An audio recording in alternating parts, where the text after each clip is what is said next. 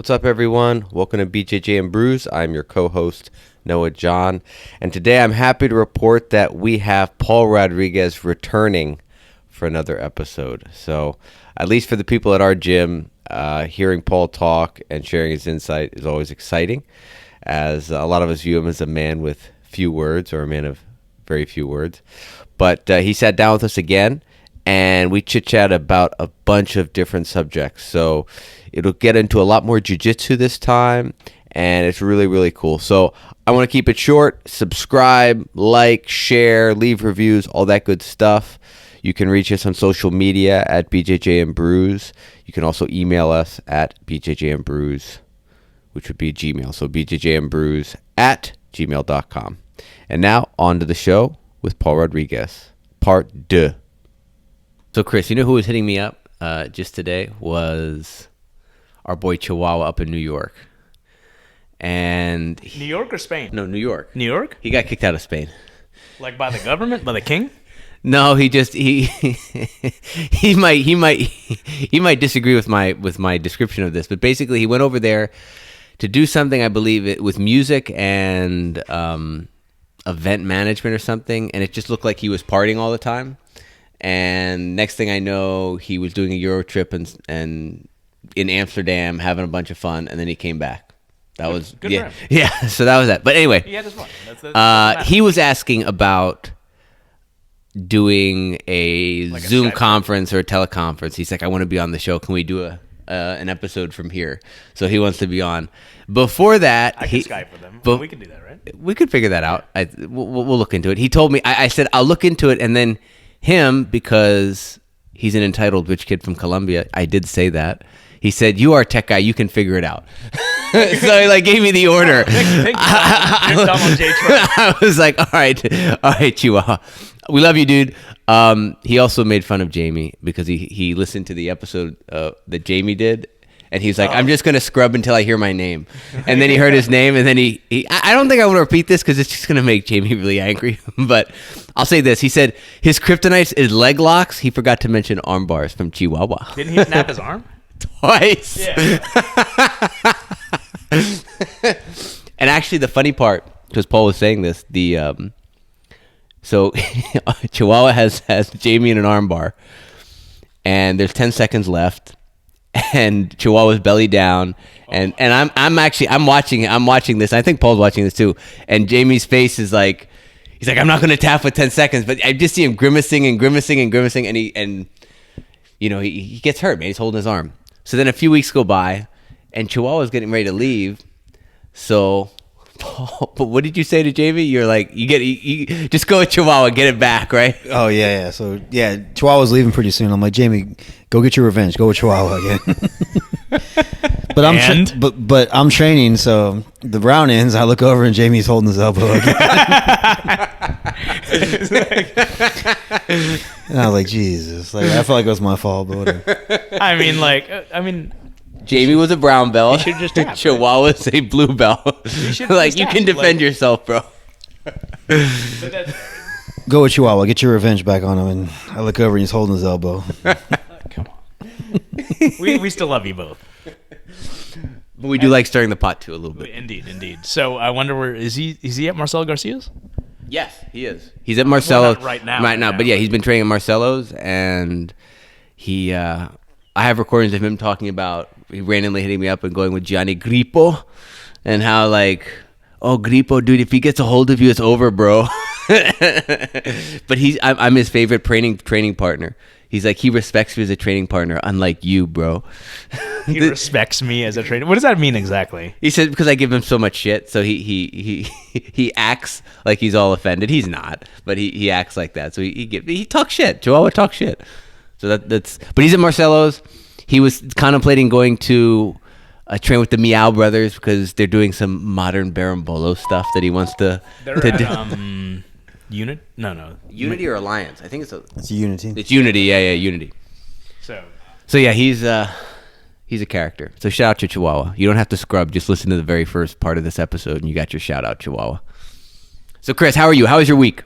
I'm good. So we're still. What week of actual quarantine are we on at this point? Is it? It's more than 4, right? Oh yeah. What is this? April. It's April 18th. 19th? Was that 18th. 18th? Oh, yeah. See, I have to go to work still, so like I'm like on top of dates still. I'm doing well.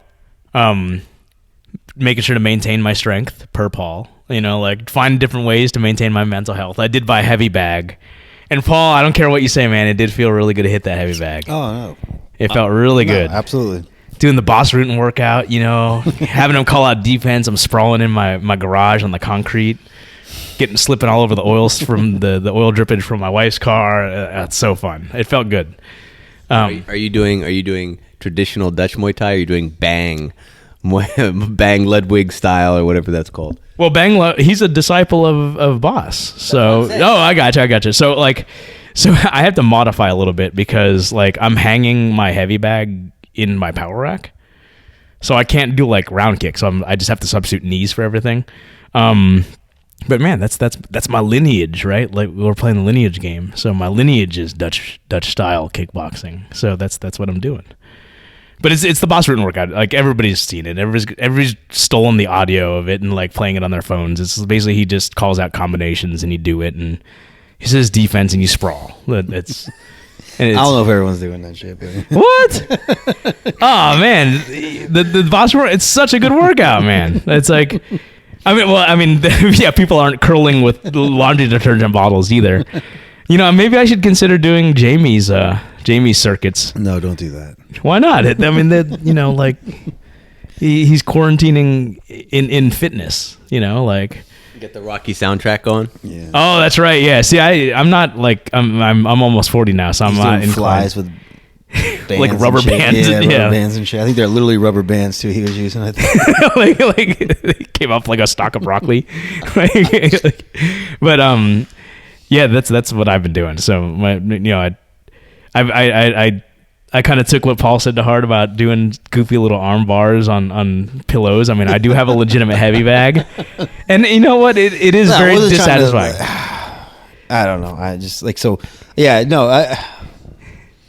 I'm not gonna. I'm done with that. Yeah. Just. So today we recorded a few more technique breakdowns. And you're going to be working on that. What's your vision for that? Like over the next few weeks, what are you going to try and do with that footage? For the most part, I mean, I'm working on editing it right now, and I'm gonna get it out. It's just a review of everything we've done since January. Really, that's my main goal, is to make sure everyone doesn't forget. Because, like I said earlier in a video last week, I still want to have promotions this summer. I still want everyone to make sure they know what we've covered so far, and I still have a lot more to do. I mean, we didn't shut down till mid-March almost, you know. So we did have 10 weeks of drilling and techniques and stuff that we did this week, and then, unfortunately, when you stop training, it feels like forever. So I mean, you guys know, like, damn, what do we do in January? What do we do? What deep half guard defenses did we do and passes and stuff like that? So it's and with the fundamentals guys, you know, what do we do? And from mount, and we started in mount in January, we went to guard in February, and we were starting side control in March, and it's kind of where we left off. So we're trying to just, put that on film so guys can review and stuff like that, and go from there. So that's kind of the main thing right now, So how do you track what we've done? Because I know over the past year, so in 2019, every few months you'd come out and you kind of informally quiz people. And I don't mean quiz people. It'd be like, anyone remember what we did, before this section? And anybody remember before that? And you go back 2 or 3 times and we'd be kind of like, well, I don't remember what we did. But you kind of, sometimes you bring out a whiteboard and kind of go over it. So do you have I know you do a curriculum, but are you tracking what you've also done versus curriculum? It sucks because this year it's been a lot of stuff. But I try to be more strict with my curriculum. I've been very flexible with it the last few years, meaning with okay, when I feel like the group has a good function on it, we'll move on. Because I wanted to make it a little looser in the sense, okay, so if we're working on half guard sweeps, I want to make sure that a good percentage, like the people who are there consistently 2 or 3 times a week, make sure they have it, not just the guys that have come 6 times a week, 7 times a week. So I try to be a little more flexible with it, but this year I was going to be a little more rigid and be like, all right, well, if you're only coming once a week, or if you miss 2 weeks, you have to make that up, and we're going to have it on the board and stuff like that. So that was kind of my goal for this year, but it doesn't, like I said, we started that, and then the coronavirus hit. Dude, so thanks, Corona. Yeah, so it's changed it up a little bit, but Yeah, so I do have to get back to being a little more rigid with stuff, because I just feel like we stay on things too long sometimes, and which that's for the guys that train a lot and stuff like that. So I do. There's a certain amount of material I want to cover in a 12-month period because I do reevaluate my curriculum every year. So I look at it every 12 months and stuff like that, and I was like, man, I want to cover this much stuff. There's no reason why you can't retain this much information and stuff like that. And then obviously, if you're a brown belt, I expect you to retain more of it than if you're a blue belt, because unfortunately, that's still the way it is in our class. It's blue belts and up. I dream of the day where I can have a blue belt class only and a purple and brown and event. You know what I'm saying? So because there's a big difference between a blue belt and a brown belt, but that's just the nature of the game right now. So we have a white belt class and we have a blue belt and up class. But I do one day want to have a class where it's... How do you determine, you just said it, like you said, as the group sort of like is familiar with something. I mean, like I know you're sitting in the corner, you're kind of watching everybody as they're drilling and as they're rolling. Are you watching for people to execute it rolling live? Are you watching for people to do it technically proficiently without being prompted? Yeah, because a lot of times, like especially like say deep half guard. I mean, if we're in deep half guard, we're in that position, and you, after about 3 weeks in it, you should have a good understanding of how that guy's trying to sweep you. Now, the escape and defense might be a little different, but how fast you're picking that concept up, in terms of leverage. So that's more or less, and how quickly, if I demonstrate a new technique, how fast they pick it up. And generally, it should be quick after 3 or 4 weeks in that position, So, but sometimes it's not, and then, like I said, if you have a group of 20 guys out there, 15 guys out there, there's 12 of them picking it up pretty good, and 3 of them not, and that's a pretty good ratio. But if 6 are struggling and 6 got it down good, that's not even the case sometimes, because it's like usually I have guys that come every single day, twice a day, they're picking it up right away and they're drilling it and they've seen it already and stuff like that. So there's so many variables there, but at the same time, like I said, I have to at least it's kind of the direction I'm going in. It's just like you have to want to learn it. You have to want to learn it. Like I have to somehow instill that back in students. I think is like it's not enough just to come and train. You have to want to learn too. So as an instructor, what do you said you didn't deter how you design your curriculum and you reevaluate it every year. How much of it is you revisit things you did last year? How much of it is you've seen trends and you're like, oh, I kind of need to add this because this is things our students are going to be seeing? So absolutely. I definitely have to add things. If you look at the daily HEVA sweeps that I probably taught 5 years ago, or so there's definitely that's progressed a lot in terms of just gripping the pants and not the heel. So yeah, you definitely have to add the new stuff, and I think you have to add it because, like I said, just from what I said just a second ago, was that we have blue belts who just got their blue belts in January and December of winter promotions, who are blue belts, who are in a class with a brown belt who's been training for 10 years, and that brown belt has done daily HEVA section a bunch of times, and he's seen these sweeps now. So I have to add new sweeps for him in the daily HEVA section, whereas so that's what I mean. So you constantly have to put new stuff in. If I'm going to teach daily HEVA sweeps now, what would you say, Chris? What would you guys say? How many daily HEVA sweeps are there? 100. At least for as many different grips as there are. Yeah, right? There's probably 100. That's just offhand that I could think of. I could probably think of 100 daily HEVA sweeps. Now, if I'm going to stay on daily HEVA guard for a month and work on sweeps and positions from there, I'm not going to show 100 sweeps. I'm going to show 8, maybe 10 at the most in that month. So it will switch. I will show the core ones that have been in jiu-jitsu forever, the most practical ones, the fundamental ones, no matter what, every single time. And then I'll vary the other 6 to 5 or 6 of them to what I think is prevalent for the day and what maybe the group hasn't seen and some of the higher belts haven't seen, or how I can modify some of the stuff. So, but yeah, obviously, as new stuff is added, it definitely changes it up a little bit. Like I said, the grip in the pants is new in the last couple of years, and some of the ways you enter into it is changed and stuff like that. So, for sure.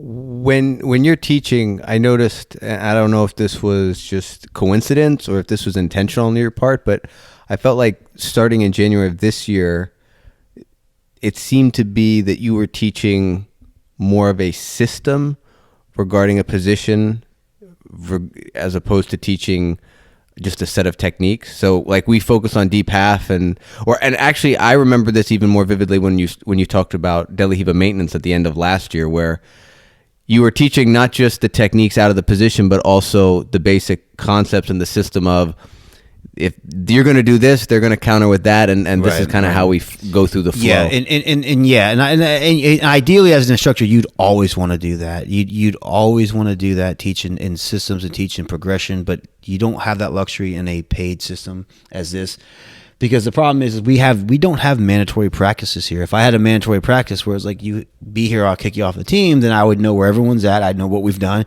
Right now, I have guys that haven't been here in 2 weeks. They'll show up, and if I'm teaching on a progression, this guy didn't learn the first 3 steps of this progression. So that's where it gets tricky in this type of environment. So I would love to do that for every single thing. I think every coach in the world would be. I think everyone would get faster, better. That's, I'm not pitching privates. I don't even like doing privates, to be honest with you. But that's why if you were doing private lessons, you would learn in a progression. It would be the fastest, best way to learn. But in a group setting, you guys know, you have teammates, you come in and you've seen the first 3 steps of this progression. We want to go to the 4th, and some guy has walked in who hasn't been here in 2 weeks.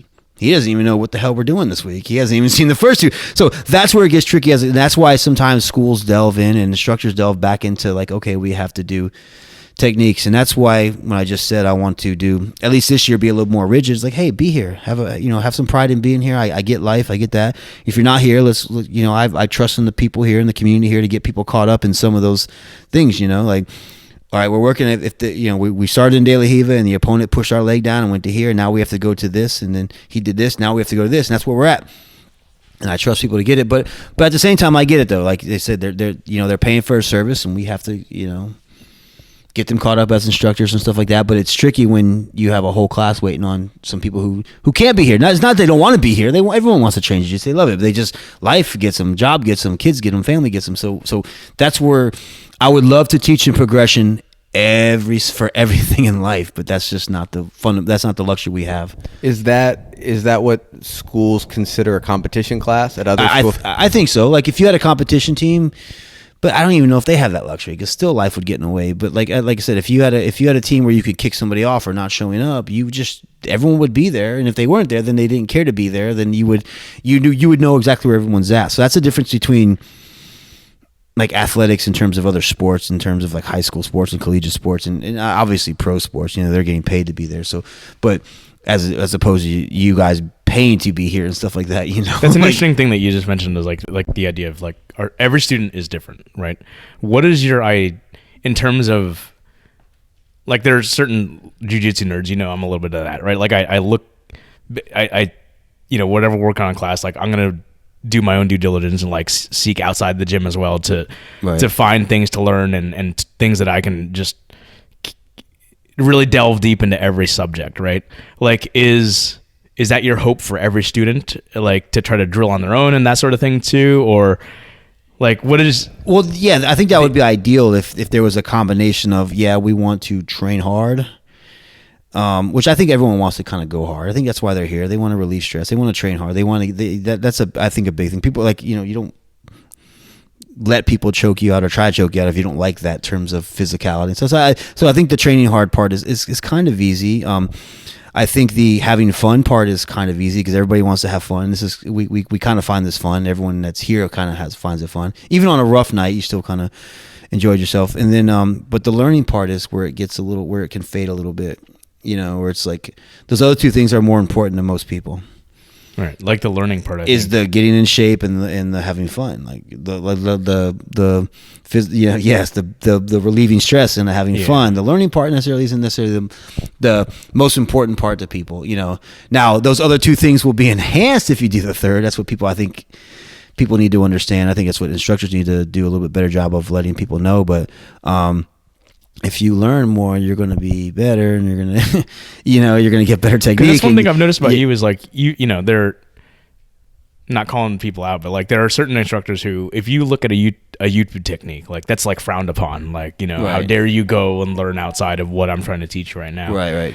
Like as a black belt now, like that the idea of trying to prevent people from learning on their own is like shouldn't you want somebody to learn on their own. Oh, you know, like absolutely. that's the Yeah. ultimate, you know.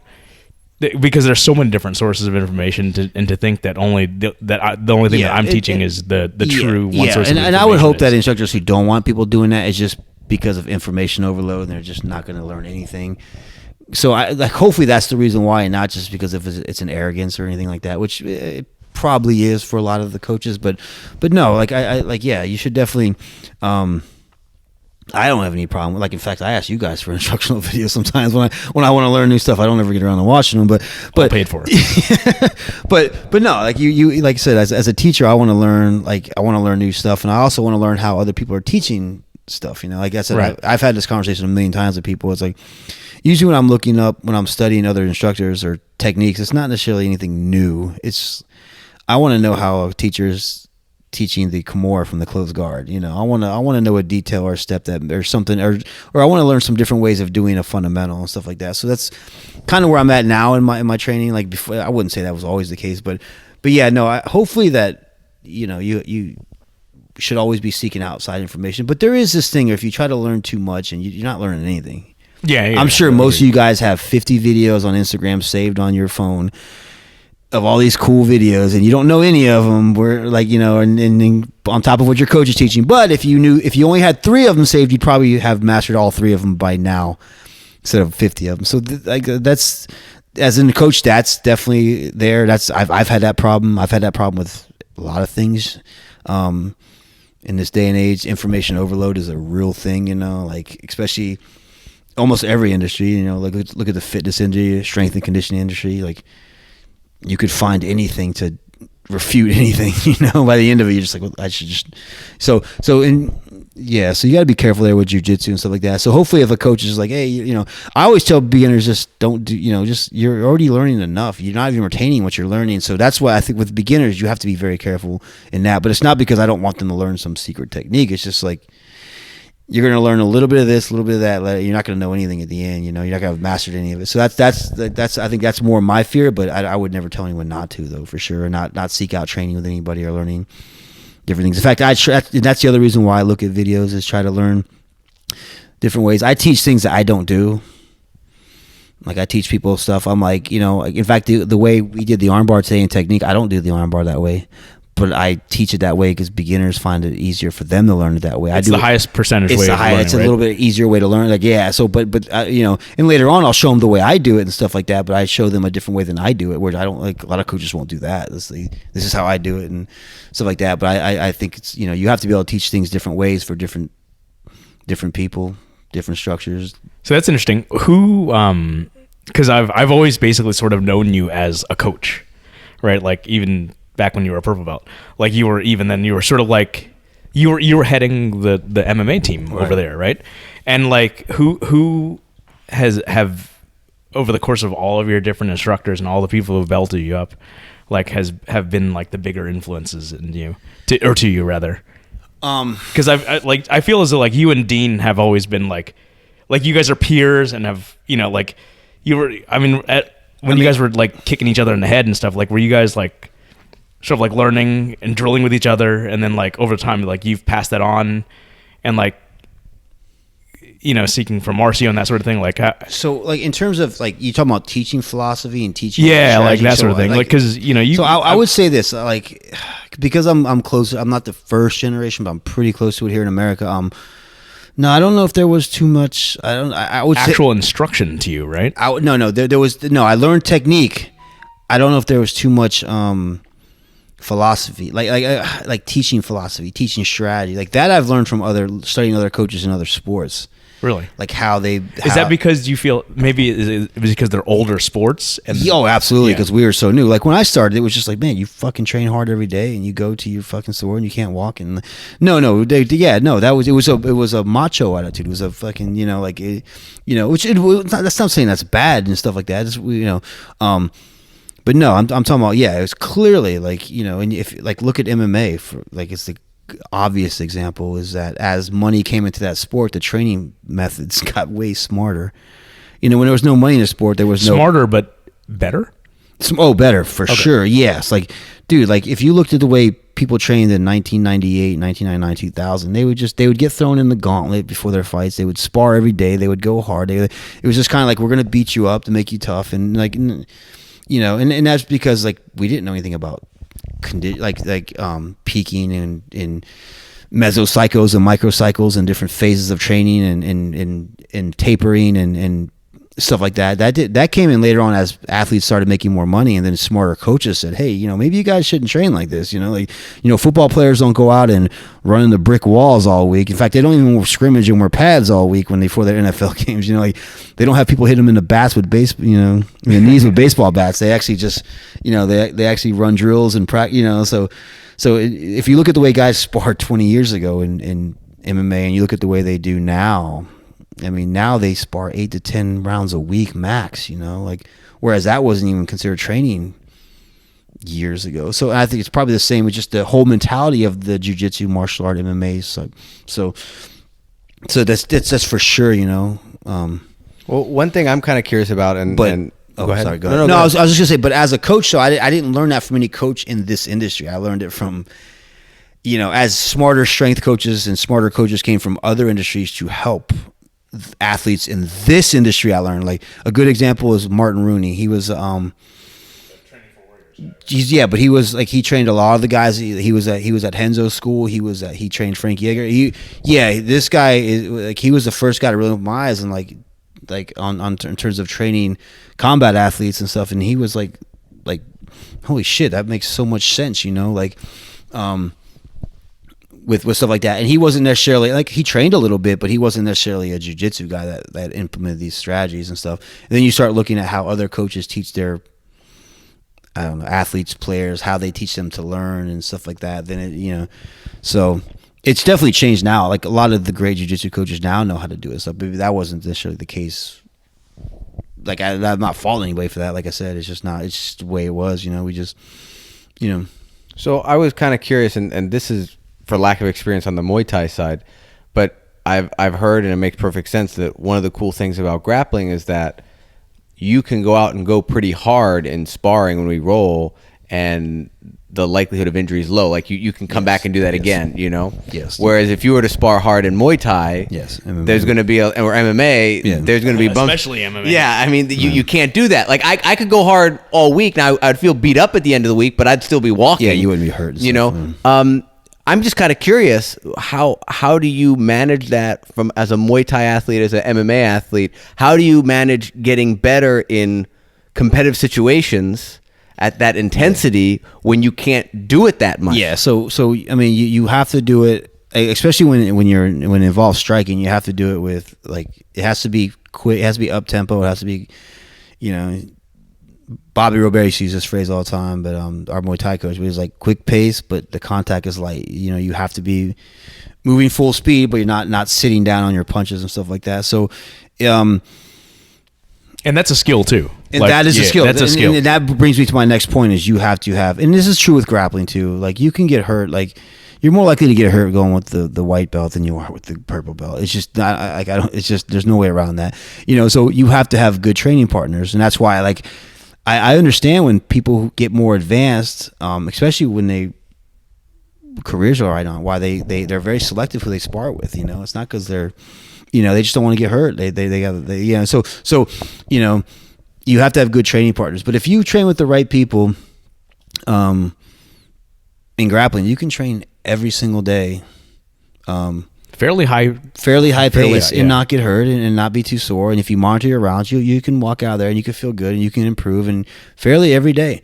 Now, if you train with the right people in MMA, you can spar for 8 to 10 weeks in a training camp and not get hurt and not get beat up. And that's kind of what you want. You want to be able to spar hard, good pace, and not get hurt and go into your fight feeling good. And that's what, you know, with you know, like I said, you cannot, like, spar, you cannot, you still have to go quick, you still have to go hard, you know, you still have to be able to train hard, you have to mimic what you're going to be doing out there. You know, you can't, you know, it can't all be all drills and stuff like that. And I know there's some guys out there who don't spar before their fights now.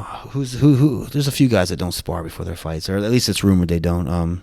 I think Cowboy said he does. Yeah, I think Cowboy does, and maybe Robbie Lawler. Yeah, but Lawler. Yeah, but how many rounds did they have? Well, no, but actually sparring, right? I hear this. Oh, Cowboy doesn't spar before his fights no more. He just gets in shape and he does drills and pad work, and that's fine. I get that. The same with Robbie Lawler. But if you've had 50 MMA fights, or if you've been fighting for 15 years, maybe you don't need to spar. Maybe you don't need to spar. That's so. But if you It's like, how do you develop the timing otherwise? Yeah, that's what I'm saying. You have to have that, But even then, they still should. I think another thing too, at least in terms of sparring, I remember that separated, because when I started, it was like MMA teams, and there was still this team mentality, and I like the team thing. I do. I think it's I like the stuff like that, but when it turns into at least in MMA, and maybe high level jiu-jitsu guys, maybe they're picky who they spar with, and they bring in guys if they have matches, they bring in guys who, there's no point in. But boxers did this, when boxers had there was no boxing teams, when we were doing MMA, boxers would bring in their sparring partners, and they would, they'd bring in people who mirror they're going to fight, and they would basically bring in dummies to beat up on, and have some people that push them a little bit, but there was no, whereas the MMA mentality was I need to go spar with people better than me and get beat up before my fight, and this was this is kind of gone now, at least hopefully it's gone. It's still out there with some of the younger guys. They feel like they have a fight coming up, so I'm going to go out and get beat up by guys who are better than me. So when I go into the fight, I don't know what that means, but yeah, it's a weird overload of So of and I've getting- even heard it for some of some of the guys here in Orlando, they'll over at Julian's place, and Julian's got best guys right now in the city and stuff, and over there, and I've heard guys I go over there and Jacare beats me up, and Mike Perry beats me up, and then not necessarily beat him up, but you know what I'm saying, my opponent's never going to be as good as him, but I'm not so sure that's necessarily making you better to fight your that's opponent. a weird thing, right? Just because you're getting beat up by better, your opponents probably could get beat up by better guys too. That doesn't necessarily make you better to fight your opponent, So you have to keep these things in perspective, And that was the mentality in MMA the whole time when I was training. That was you had to go out there, you had to go with better people. Yeah, it's aren't you? If you're constantly it makes you tougher, no doubt. It makes you tougher if you survive it. Yeah, it makes you quit or it make you tougher. But is it optimal for your own development? No, absolutely not. Right? It's sort of the idea of and I think there's been a shift in mentality now of training in the fucking heat and blah blah blah. That no doubt builds mental toughness. Right. But if you're shortchanging your actual physical ability, yes, are you able to develop? And that's what it is. And that's why I think strength? even with me, sometimes when I'm I still coach some MMA guys, but I gotta. Okay, is this, there is some utility in mental training to see what guys will, how long they'll endure. Some days on pro sparring days, I'll push them a little bit and see what, who's going to quit, who's going to take a round off. I look at shit like that, and that shit matters still. It's still important. Your mentality is important. Are you going to grind it out, or are you going to quit? You're tired, you're going to take a round off and shit like that. That shit still matters. But not going, but this mentality that you have to go out there and get mauled by people better than you, like iron sharpens iron and stuff. That's true, but you're fucking not on it. They're just But diamond still fucking destroys it. Everything. But that used to be the mentality in this industry for a long time, was that you had to And I was that guy. I was that coach. If we had a guy come up, we'd throw him in the grinder, and we'd rotate a guy in on him every 30 seconds, and fight. And he's all he's doing is learning how to get beat up. He's tough. He's just he fucking So, and I was that coach, and I think a lot of us were early on. But thank God, and that's why the athletes are better and they're better trained. And you don't see people gassing as much in fights, and you don't see people and I've said this to other people, but when you watch a UFC fight and you see a professional athlete out there and you see the guy gas, there's a pretty good chance that he didn't gas because he didn't train. He gassed because he overtrained. He probably peaked 3 weeks ago, and that was the mentality. And that's why you don't see it as much anymore. Heavyweights might be different, because I don't know what heavyweights. I don't know if they ever look in peak physical shape, but you know what I'm saying. I'd watch a guy and and he would gas in the middle of the second, but it wasn't that he didn't train. He probably peaked 3 weeks ago and his body's shutting down, and he probably overtrained. He probably sparred too much. He probably did too much. So you feel overtraining is legitimate with professional athletes? Back in the day, yes. Absolutely. I know I was overtrained back in the day. Sometimes I'd go into fights I was like, damn, I felt better 3 weeks ago than I do walking out tonight. Like I just you peak too soon. That's every sport. You can peak too soon. The problem is in the other sports they're a lot smarter with it, and now this one is too. And I'd imagine this training philosophy is in the jiu-jitsu athletes too. I know like. They have a lot of matches now, and they have a lot of super fights now. And I think, like, if you're in the world championships and even the jiu-jitsu, even though you pay to enter and stuff, that the 8 guys who are going to be in the final. Yeah. The brackets, the 8 guys. You know what they're preparing. You're preparing for, like, you know what they do. So you want to make sure you're in shape. You want to make sure you train for them, and you're peaking at the right time, because if. So I think it's out now, right? Like the episode's been released, so we're allowed to talk about it. Your announcement last week, awesome. What was my announcement? About competing this year. Oh yeah, man, that's awesome. If this year ever gets back on, all of our that's true too. If this year ever gets back on, what rule set would you look to compete under? Oh, I don't care. I don't. Yeah, it doesn't matter. I don't really. Yeah, I don't. I'm sparring, I'm conditioning, I'm grappling, I'm training. Yeah, I don't care. Like I just, I do want to compete in the gi this year. Do you really? Yeah, I do. What do you have the most fun competing in grappling wise? No gi or gi? So here's something. I've never competed in gi before. What? I've never competed in the gi before. Wait, what? When you okay, I'm not gonna name names. I know you've beaten certain black belts when you were a blue belt. Yes. It was So those were in no gi. Those were no. Okay, all right. So I was always doing the assumption. And they were in different rule sets. I mean, some of them were Abu Dhabi rule sets. Some of them were okay. None of them were IBJJF rule sets, but some of them were like they were different rule sets and stuff like that. But I've never actually competed in a gi before. Really? So that's something I actually want to do and stuff like that. That's interesting. That's incredible. Like that you've. What do you have? That's. What do you would you adjust your training one way or another? Like, because I mean, like you spend so much time on the mats. Like, yeah. So I mean, ideally, just as long as like I said, like I said, this year is throwing a curveball in everyone's life. Yeah, it's fucking up everything. But as long as I have time to train, if I know I'm going to do gi, I want to make sure. Like I said, I don't need to. It's not like I need to be mentally ready in the sense that like I said years ago, everyone was like, oh, I need to make sure I spar every day and do 10 rounds a day, 5 days a week. That's not I just I need to be able to do 5 hard rounds every other day, 3 times a week, and I'll be good and stuff like that, and then drill in between and stuff like that. So a little bit smarter than me, but that's, I mean, like I said, I would like to do that this year. I would like to actually. When do you, as an instructor, as our head instructor and a coach, when do you get your drill time in? Aside from Monday, like I don't know, like now I guess Saturday afternoon, or maybe like I could and like honestly, like I said, if you can sneak 15, it sounds cheesy, but if you can sneak 15 minutes in here, 15 minutes in there, like if I teach it Tuesday night at 5:00 and we're drilling for the first 15-20 minutes of class, and there's an odd guy, and I can and like I said, we're not learning technique, we're drilling, not learning. That's different. When I say we're drilling, you're honing the existing skill. Yeah, we're working on existing skills, and I can sneak some time in. So that's what stuff like that. What struck me as really interesting about you, and I only recently learned this about you, is I didn't realize that you're like a pretty big like metrics guy. Like like the end of the year post, you had posted like all the stuff. Like I didn't realize you. Yeah. How on top of keeping track of stuff, and how much do you think that if the average student was keeping track of what they're actually learning, how many rounds they're actually doing, would it benefit them? Oh, it would benefit you in every way, in every facet of your life. It's just annoying to do. It's annoying. It's annoying to do in business. It's it's annoying to do. I'm tracking my calories right now. I can't tell you how fucking annoying that is. And I gave up. Like I tried to do that a month ago. I was like, I came in. Apps available, right? Even the app's annoying. No, I use scanning the barcodes. Like I use my fitness file. I use the scanning. Like, and that's why and I do it. It's just like you just like shit. What? I stopped and got a bag of cheese. Just so like I came in. When did I come in? I told Noah, I was like, man, I went up to 3,400 calories. I was like, I went over 1,400. So I got some cheese nips. Yeah.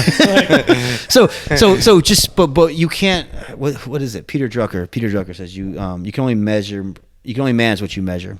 So if you're not what gets measured gets done. What gets measured gets done. So you can never have unless you measure shit. you want to lose weight. If you don't know how many calories, like people are like, I want to lose weight. I'm like, how many calories? You're like, I don't fucking know. Well, But intuitively, I mean, like, as long as you've been doing this, I feel like, because like, I at one point I was measuring calories. You should have a pretty good idea at some point, right? After you do it for you learn there's a skill of sort of like judging how much you can eat. Yeah. That's what I'm saying. Like, so that's why, like, even when I was logging my shit in the other day, I knew I went over bad. I was like, shit, I stopped at McDonald's and. You know, it was just like. So your training rounds and stuff, though, do you because I didn't realize you log every single one of those. Do you have a mental, like, after class you go write it down in a journal, or what do you do? At the end of the night, I do. Really? And like I said, I said, if I'm just if there's an odd person, and I'm out there grappling just to give them work, I don't really count that. You know, it's just me kind of going through the motions. So I only log what. If I'm actually training with intention, and competing. So yeah, so I keep track of that and stuff, and I try to find that sweet spot. And I look, and at the end of every month, usually at the end of every week, I try to evaluate. Okay, like what's that sweet spot? You know, okay, 30 was way too many, 20 wasn't enough. You know, like I felt good here, and you know, but I also looked at how many times did I weight train and stuff like that. I think everyone would benefit from it for sure. You know, now it's just, is it annoying? Sure. You know, like. Yeah, it's just you got to be pretty disciplined to do it. I'm not always disciplined to do it. I was this year because I thought about competing again, and just to make improvements in my life. So like anything that I measure, like I'm fucking tracking my expenses. You know, you don't realize how much money. Oh hell no! Yeah. You don't realize how much money you spend at the ale house on. With some picklebacks and So like you start measuring, like, you know. So I mean, most people measure their expenses. I never did though. I've just started doing it this year because I wanted to.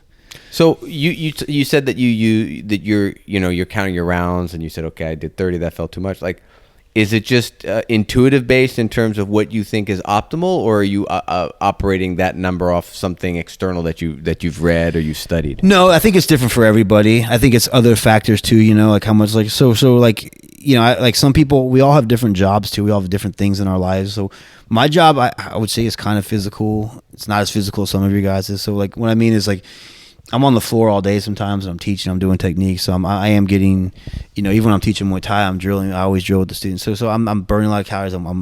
It's physical. I'm not just sitting in a desk is what I mean. But also I know guys who are doing construction all day and coming in here. And so you have, so you know, everyone's going to be a little different on where they find that spot. You know, when you want to find a spot where you're improving physically and technically and stuff like that, and stuff like that, and getting tougher and all those sweet things and stuff like that. So that's, you know, so it's gonna be a little different for everybody, and of how many rounds they should do. I also imagine like being able to do that consistently week in and week out is also a parameter you need to. It's like I might be able to improve marginally like I said, more if I push myself this week, but then I won't be able to do. And I think when I started training guys, I was a little more conscious of this, and I started applying. It was easier coming back and doing it myself, because when I was fighting or training, I never really did this for myself. I just was like, we'd show up at spar and stuff. But when I started training guys, I'm like, I would start managing. I started watching how many rounds they did a week, and I would start, okay, like, because, you know, not to get off on a different thing here, but like guys, like at least competitors. I don't want to compare the average guy to competitors, but they would. Like the general census out there was you would spar hard one day, and the next day, okay, I'm not going to spar hard, but I'm going to condition really hard. Then I would spar hard, and like so you're going hard every day. Your body's going through. It's just a different discipline. It's different. Yeah, you're like your strength and conditioning are where it should be. You should be doing. You should have a hard day, a medium day, and a light day. You know, and that's kind of like, you know, how periodization works and stuff. But if you got to find that for you, like what works best for you and stuff like that, you know, so. But yeah, I can go through some of my old journals and be like, man, I know why I got hurt here, because I looked back in the previous 8 weeks, I saw what I did, and I was like, it was just a matter of time, you know. It was coming, you know. So that's interesting, and it was funny because I think John Rumsey was the only guy he followed up with his own post with his metrics, and I was like, hey, there's one guy who's also been tracking, the scientist of the group. Yeah. He had everything tracked, and like I said, it's not something, like I said, it's I don't know, like, I've always, like, you know, like I say, tracking rounds is pretty easy, like, you know, like I said, especially if you guys train one day a week, or not one day a week, once a day or 3 times a week, you know, it's easy. Okay, man, we grappled 4 rounds on Tuesday. I grappled 3 rounds on Thursday, and I grappled, you know, 3. I did 9 rounds this week, you know. Whereas another guy, like I said, 9 rounds, I'll do that by Monday night. I'll have already done, like, because I'll have done 5 on Monday day, and I'll have done pro sparring, and then I'll grapple that night. So everyone's a little different. I'll still feel good on Tuesday, whereas most people, if they'd done 9 rounds the day before, would be 10 rounds the day before would be done. Well, doesn't it also? So you can increase But doesn't it also, like, the intensity for someone in your position diminish as you got better because the level of competition that's why I said, like, if I'm in a fundamentals class and I got to jump, I don't really count that as a round, like I said, or if so yeah, I try to only count with things that I'm working with. My heart rate's moving. I'm working on. I'm even when I go with a blue belt, like there's times where so I'll pass your guard, and I've told you this. I'm fucking tired. I'm just gonna smash you. I'm not fucking. And there's times where I let you replace every time I pass, and then that's an exhausting round because I got to pass again. I got to pass again. I got to pass again. Like so. There. If I'm not really training, I'm just gonna pass your guard and smash you because I don't want to move. I just want to lay on you. Like, but there's like, but when I'm training, there's no point in that. So I'll pass your guard and you'll work. I'll let you replace. So I'll have to pass it again. Then I'll So like this is something to me it's harder. It's easier for me just to pass your guard, smash you, and then try to submit you. Just your level of experience and your skill. So yes. Like one thing Noah and I talk about a lot is training with intention.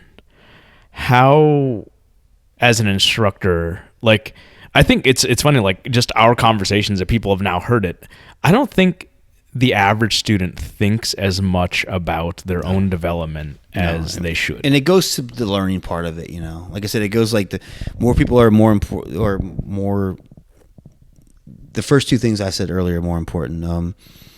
Getting in shape and having fun. That's absolutely true. So it is incumbent upon the instructor sometimes, but at the same time though, if I say, okay, I'm gonna work on your development here on opening the closed guard, and that's all I'm gonna do as your instructor, because that's my responsibility, is make sure you're better at passing the closed guard tonight. So every time you open the guard, we're going to reset and start back in the guard. And then you're going to open the guard, and you're going to reset, and then we're going to switch. Then we're going to come back and do that drill. Now you're not having fun. And that's... I guess that's the onus of the student for them to appreciate it. And that's what I said, Like I said, if I could get everyone to realize that, sometimes the boring training will benefit you the most, you'd be better students, but at the same time, though, like I said, maybe they learn that over time. They do, and and sometimes they don't. Like I said, I have, I say this every week, but I have guys that have been here for a long, long time, and when they come in and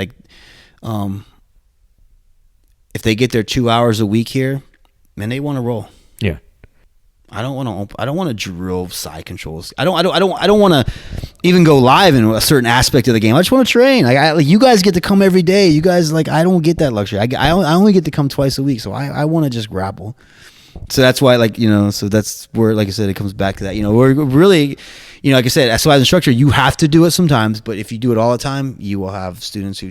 Do you do it as in terms of like periodization? Is that something you do when it comes closer to like promotion time, like tapering up? Because I know like obviously intensity always ramps up come closer to promotion time, because everybody kind of needs to get that pressure and get in shape and that sort of thing. Right. Do you tend to run those isolation rounds close to promotion time? Yeah, and I do that just because it's closer to promotion time. But if I'm talking more periodization, I really can't do it for a group class though. Like I do it more for me, and if I'm training somebody individually, I can do it for them. Because the problem is, like I said, if what I was saying earlier, if I'm like, okay, this is the intensity, and this is like, if I'm with a group class, everyone there is on a different part of their segment. Everyone is in a different, there's a yearly cycle, there's micro cycles, which is the month, and there's a mesocycle, which is the week, and everyone there is on a different part of that cycle. 100%. So that's why you can't do it with a group class. That's why schools fall into we're going to drill, warm up, drill, grapple this many rounds, and that's why it kind of turns into that, because you can't, unless everybody's on the same schedule, you could do some really, really, really cool shit, but unless everyone's on the same schedule, it like I said, you can't build on things beforehand, and you can't do so. That's where it gets tricky, Like it would be great, especially in like a fundamentals class, if you could say, okay, we're gonna do this guard pass to this position to this. You can't do that though, because you're gonna have that new person who doesn't know anything in the class, Yeah, you know, like on the third day, because that's the fundamentals class. That's where they got to be, you know. So it's just, but it's the same with the advanced guys too, you know. So you can't really do periodization with a group class unless you're all on the same schedule. You can't. So, but when promotions are coming up, I just ramp it up no matter what. It's Pojada, man. 'Cause, yeah, Like, it's just, yeah. This is you better be in shape. that's exactly what it is. Yeah, it's like you know. So ideally, you should know that if you're up for promotions, is, you know, it's up in July, and you know, okay, I better start work. You know, like, you know, so because I'm gonna do it for you. You know. Yeah, it's like the Sorry, I'm partially drunk. When you were a colored belt, and I mean even when you're a black belt, what's been your approach when it comes to talking about training with a purpose? When you were, let's say you had just less skills in your toolbox. So let's say more as a colored belt, when you were on the mat and you were going live and rolling, were you just kind of letting things flow, or were you going in there with a mindset of, I want to try and force this position and work from there? Or were you not even, with the way you guys train, completely different? Were you just like more structured more? I've trained for so long that's such a different question. I think you, like, for me at least, I always had specific goals, but those goals would change depending on who I was going with. I mean, I was fortunate enough to at least be able to train with, a lot of times, coming up with people my same skill, so it was a little easier to do and stuff like that, to set goals, you know. Now, if you're, like I said, if you're a brown belt and you come in and you're going to go with higher belts, you're going to go with some blue belts who, like, you know, your goal might not, you know, so you have a little more variance there and stuff like that. So that's just, I get what you're saying. That's tricky though. Like, at least for me, like I said, I usually have a goal. I want to work on these things. I want to make sure I stay on top. I was competing a lot more then, so a lot of the goals were training related. I want to make sure I keep moving. I don't ever want to stop. I don't want to stall any round. I want to keep stuff like that. So those would be more goals. Later on, I had goals where I just wanted to try to finish a lot, because you fall. Sometimes that you get this in your head that don't worry about you work more for moving and stuff, and you stop getting good at finishing. You know, you stop submitting people and shit. So you get more into I won't say competition phase, but you know, you got to start work. You know, you like, shit. Sorry, man, but I know you're a blue belt, but I got to tap you out because I'm working on closing the deal. That's Eric every day, bro. Well, no. Honestly, like when you get a higher belt, sometimes you stop submitting lower belts, and your submissions actually get a little slazy. Your submissions get a little sloppy. You stop. Is that explicit permission for me to? Yeah, submit well, just lower no. belts? I've noticed, you know, like sometimes, you know, like sometimes higher belts they'll stop tapping out lower belts because they just don't feel like it's etiquette or warranted and stuff like that. Some of them, and then they're you know, if you're not actually trying to tap out a live person, you know, you get worse at it. You know, you lose that skill. Yeah, you lose that skill. You know, like you're not, you know, so you know. So I've fallen into that. That's happened to me before. Of different skill levels. What is your advice to students training with people at different skill levels? Like a lower belt training with a higher level student, a higher level training with a lower level student, bigger guy training with smaller guy, girl training with guy. Yeah, Maybe we won't go into girl with guy, but like. No, I mean that is such, you know, it would depend on the person first of all, but like, you know, before it would always be like I'd have some generic answer to that, but there's so many variables in that. Like if you're a brand new white belt, like if you've been training 3 months or less and you're going with, you know, a white belt's been training 12 months, he's about to get his blue belt, you know, or something, or, you know, like my goal would be, you know, just don't lose your base and guard, you know, stay on top no matter what. That would be like, you know, but if you're, you know, if you're a blue belt going to purple belt, I'm like a brown belt, like, no, try to pass his guard. If he sweeps you, screw it, you know, like because you know, like so it would be different. Whereas the other guy would be like, so that one's probably one of the hardest questions to answer, I think, in terms of like people ask what advice you give the people, because everyone's different, everyone's mentality is different, everyone's temperament is different, and then there's different things that I would recommend at each segment, you know, and you know, and there's different things I would like. I could have 2 blue belts, and like one of them I would tell them this, and the other blue belt I would tell them this, because of the way they're grappling, the way they're doing things different, you know. So that one's tricky. That one, you know, like I said, I think to me that's one of the hardest questions, because I see that all the time. I see what you're like advice for blue belts and stuff, you know, like that. And I read what every other instructor said, and I'm like, I I get it, but it's just that's a trick one, like without knowing the individual person, that one's like the single hardest one to answer, because I have high belts, so I'm like, you need more aggressive passing, and I have high belts where I'm like, you're way too aggressive passing, like maybe you shouldn't, maybe you should, slow it down a little bit and work on you staying on top a little bit better, like, so stuff like that. So that one's tricky. Dang, Chris, you're at a loss for words. I am. It's just, I mean, I haven't had enough alcohol, maybe, but. So Noah, how is your quarantine going right now?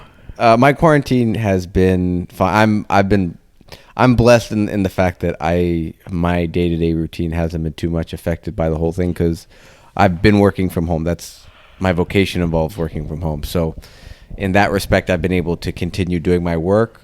Obviously, jiu-jitsu has been affected, and that's a big part of my routine. Just like most of the people listening to this, it's a big part of their routine. Collectively, our routine. Yeah, our routine. So Paul went to go take his. We all took our own bathroom. Yeah, break. we all took Paul our bathroom break, so he had to take his bathroom break. But we keep going live because we're professionals here. So I really can't complain, and I'm also very lucky that I'm here in Orlando, which right now it's already warming up, so there's plenty of things you can do outside. Warm weather does make the virus go away. Is that proven? Is that? I mean, according to our glorious emperor, it does, right? Oh God Almighty! The warm weather affects it all, man. It'll be gone, poof, tomorrow, one day. I hope so. I'll take that, man. Yeah, I mean, at this point, yeah, for real. It's like I think we all want to train, and the people I've talked to, a fair number of people, and then some other people I haven't really spoken to. It's funny how I've noticed the. There's some people that will maybe they'll text you or call you, or I'll do the same thing. And then there are others that, I won't say anything to them, but then I'll see them in the gym and it's like nothing happened. You know what I mean? It's like nothing passed, and we just pick up like before. So, to answer your question in a long-winded way, I have no complaints. I'm minimally affected by this whole thing, and just like everybody else, I just can't wait to get everyone back on the mats and get everyone training, and just I'm looking forward to see how much weight's been collectively gained by our students. Yeah, but everybody's been drilling on their basketballs, so I mean, actually, everybody will come back shredded, right? I mean, I don't know about that, though, right? Like, did you ever watch The Office? I've never seen an episode of Seinfeld. Oh, you suck, man! If you haven't seen Seinfeld, I'm not a white guy. What? You can't play that card. You just you made a post with your son that you look like the whitest guy ever with your backpack carrying your son around and stuff. Anyway, there's an episode where they try to do a collective weight loss at the office. So everyone's getting on an industrial scale in the basement. Basically at a warehouse kind of like yours. They go downstairs to the warehouse and they all stand on a big scale. And they're trying to lose weight. Collective, but they're all standing on. They're all standing on it because they're like 20 employees or 60 employees. So I would just like to see that with like fundamentals class or something. Like there's some guys I know. I won't name names, but I'm pretty sure that they've been kind of sedentary, and But that's just it, right? Like they're sedentary. But if this was their physical thing, as Paul had mentioned, then unfortunately that it doesn't exist. Yeah. But I feel like it's beyond that, because obviously there's nothing that can quite compare to doing jiu-jitsu in terms of the chemicals it causes my body to release and the strain it has on my body. But my body is addicted to doing some sort of exertion, whether it's my brain, whether it's my body. I don't know the science behind it, but I can confidently say if I don't train for 2 or 3 days and I'm not like recovering from something, I get crabby. Like it's almost like an addict in withdrawals. You said it. You felt so good to hit the heavy bag. Oh yeah, I mean there's something to, if you're used to expelling a certain amount of energy via any means, and penting it up, it's not healthy for the human, right? So I think that I want to say that people in that situation will find other channels and other avenues to exert themselves, even if they fucking go to a park and just run sprints for like 5 minutes. But that's a discipline thing, though, right? So I guess I want to have faith and say that you don't have it. It's not such a discipline thing.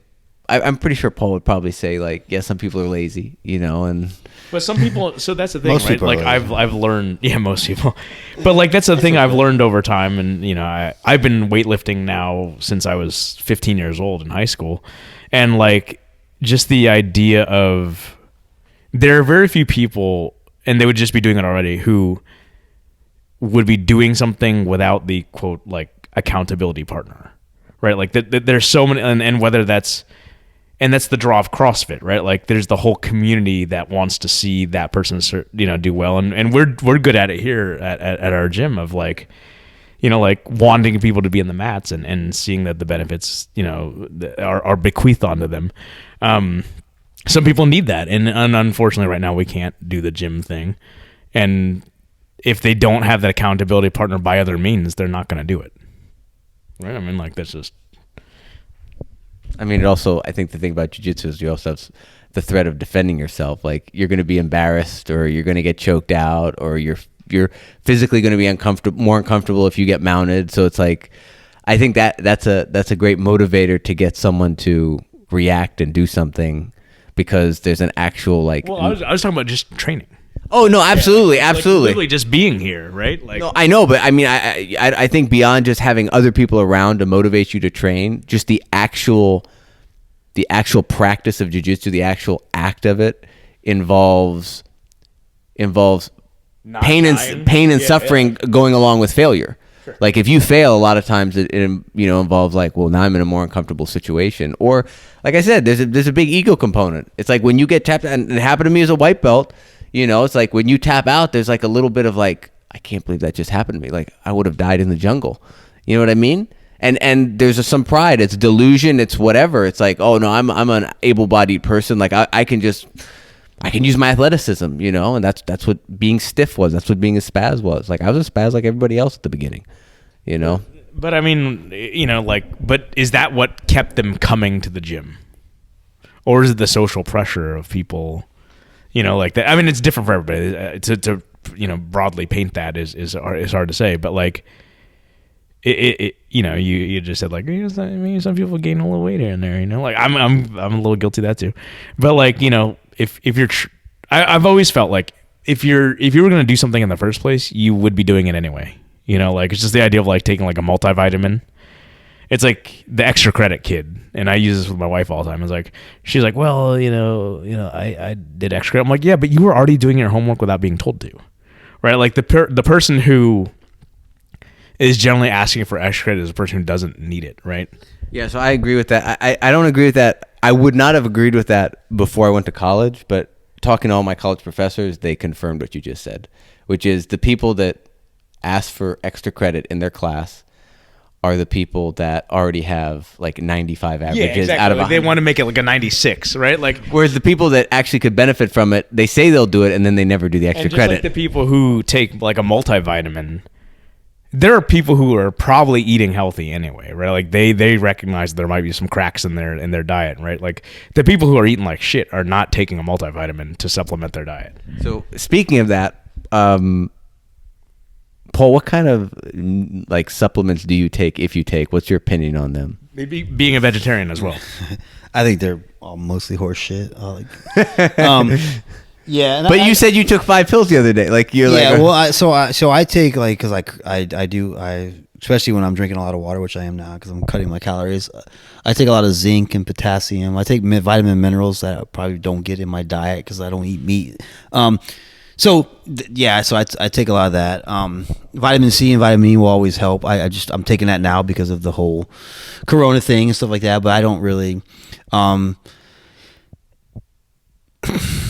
I think BCAAs and all that shit is kind of a waste of money and stuff like that. Like I think how much of it is placebo effect? Do you think? Oh, I think most of it is. No, so let me rephrase this too. Let me take a step back. If you're new, if you're a beginner, if you're like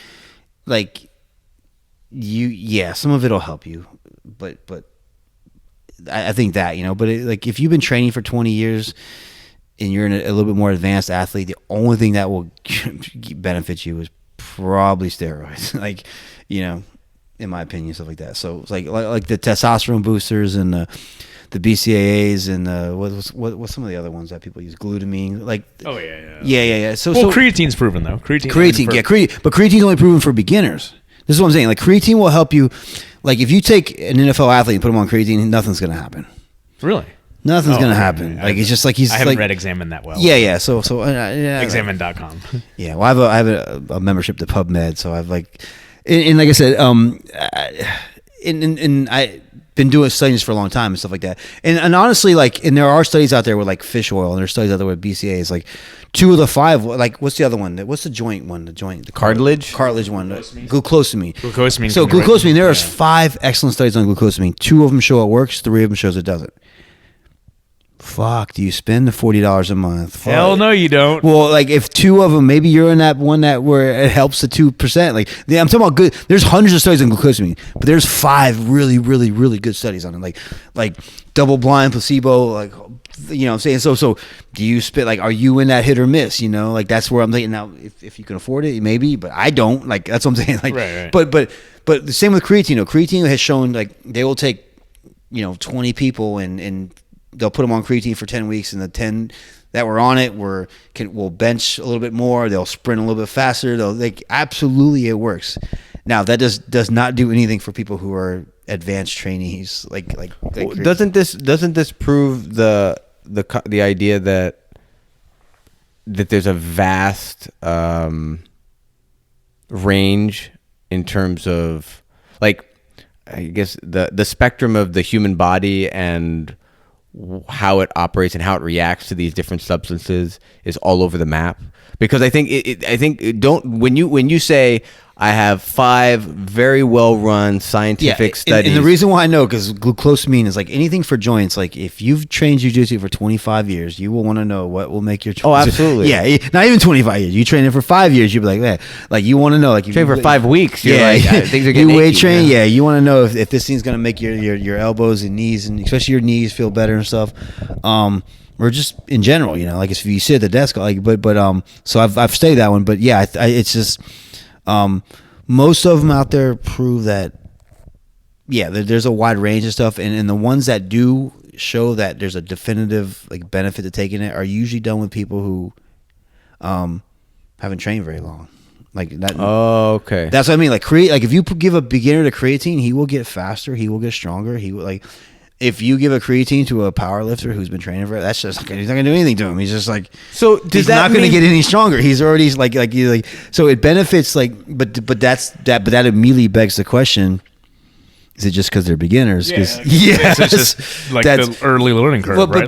But the studies with creatine did show they were all beginners. They took they would take 100 beginners, 50 of them would be on creatine, 50 of them wouldn't be, and the ones with creatine would actually. But does that mean you should just like if you have an athlete that's doing a strength related activity, that the first thing you should do is put them on creatine to help them develop earlier? So. I think creatine would be one that everyone. Now, do the gains they get, and you might not be able to answer that, but do the gains they get, are they retained? Or do they retained just like the people that? Well, if they're strength gains, I think they're retainable. Because you don't lose strength, like I was saying last week. You don't lose strength very fast. You don't gain strength very fast, but you don't lose it very fast. That's very odd because I would think it would be the inverse. I would think that the initial effect would be like negligible because a new person is going to get a lot of gains naturally. Like to me, and you can correct me, but I view it as like a logarithmic thing. It's diminishing returns, where it's like initially you're gonna gain a lot, and then it starts. Yeah, and that's true. Like I was saying, you take 100 people, all beginners, never done anything. You put 50 of them on creatine. They're all beginners now, all 100 of them. 50 of them on creatine. They're all going to improve. They're all gonna their baseline is all going to go up. The ones on creatine will go up a little higher. Right. That's what I mean. Like, so they're all going to improve, like, because they're all beginners. But the ones on creatine will. I wonder what that's the cause pretty. Of that would that's be. Pretty solid out there. That's pretty like.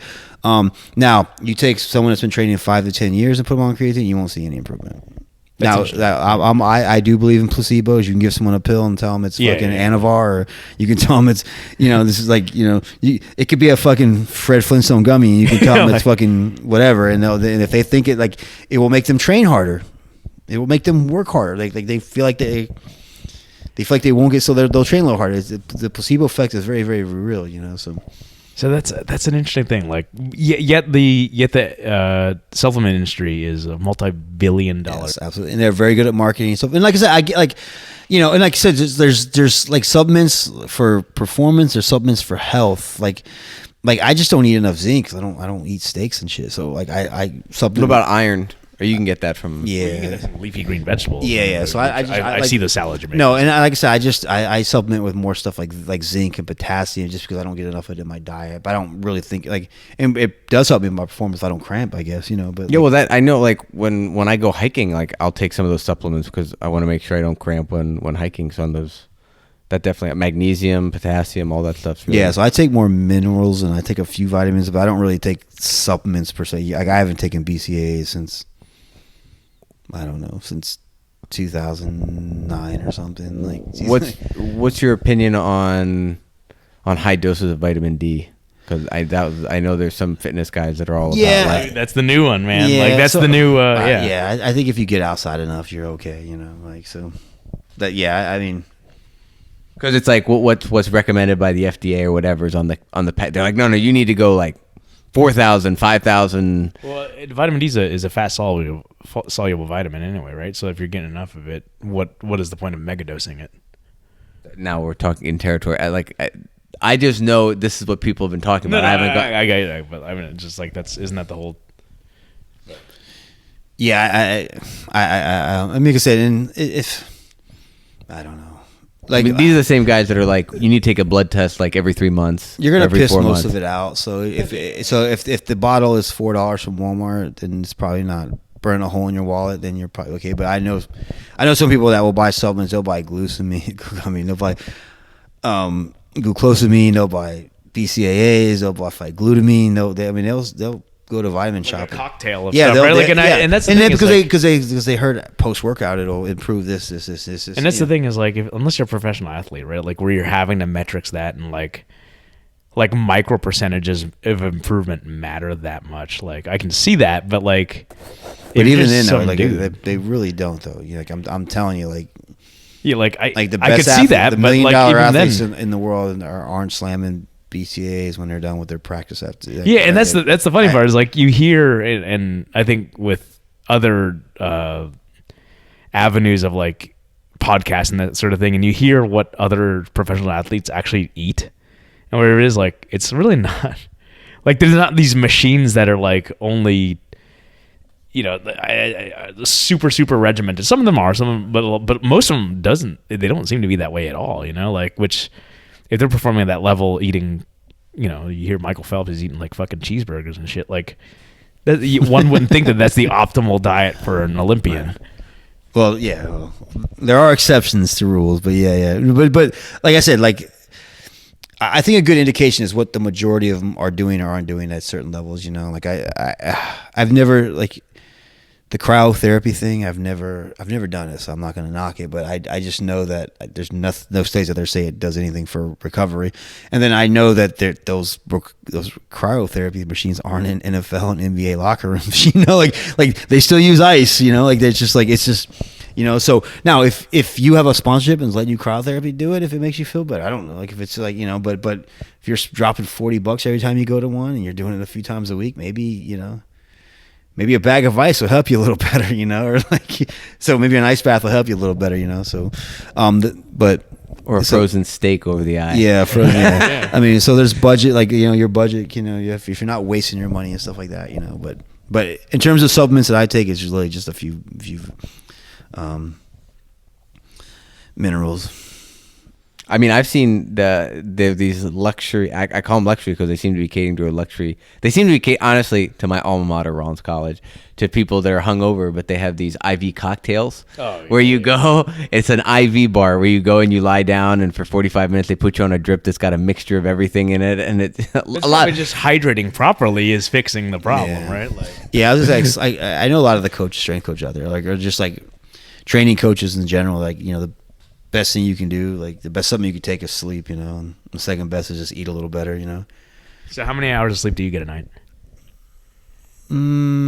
It's been weird this year because I had a lot of personal bullshit, but how much do you try to get a night? I try to get 7.